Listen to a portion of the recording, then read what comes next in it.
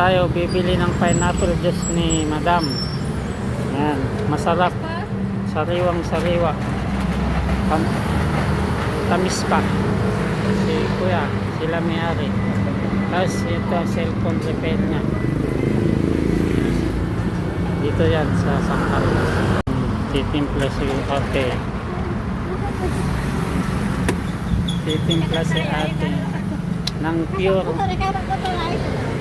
na pineapple dito sa San Carlos.